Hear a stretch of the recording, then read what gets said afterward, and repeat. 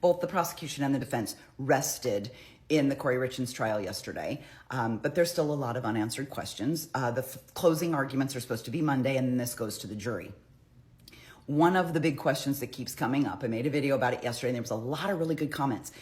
This person here made a very good statement, right? She's like, there is no reason that other drug, which is Kouri's prescription drug, this Seroquel is the other name for quetiapine, or sorry if I keep mispronouncing that. She's saying that was not even necessary. The minute the fentanyl hit his system, which especially in that dosage, keep in mind, it was 5 times the lethal amount. That would have killed him anyway. She didn't need a chaser, basically, right? But Kouri wouldn't know that.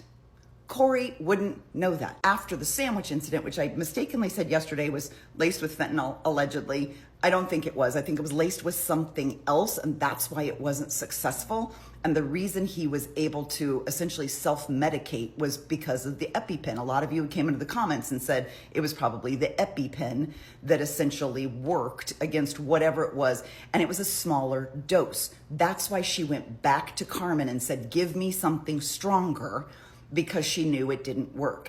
Kouri would have no way of knowing if it was 1 pill, 5 pills, however much it would take. She would have no way of knowing. I don't think any of us would, to be honest with you, unless you are a nurse.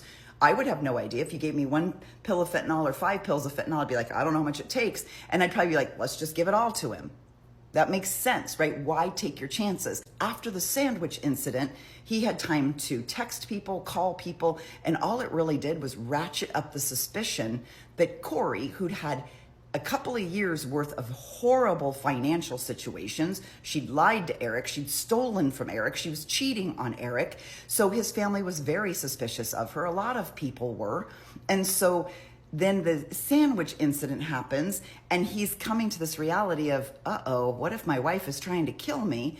And so this time, there can't be any mistakes. This time, there has to be a higher dose. Let's give it all to him, and let's throw in the sleeping pill too, just to make sure. I get it. I'm speaking in absolute layman's terms. I'm not a nurse. I'm trusting other people to come in and make comments like this to kind of clarify things. But really, honestly, Kouri wouldn't know.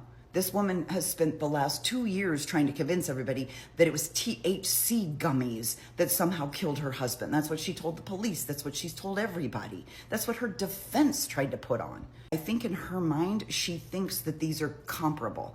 And so therefore, I don't think she would know. I don't think she would know or feel safe just giving fentanyl. I think she would feel like she had to have some sort of chaser to guarantee it this time around. Thank you for this comment. I really appreciate us continuing to have this conversation.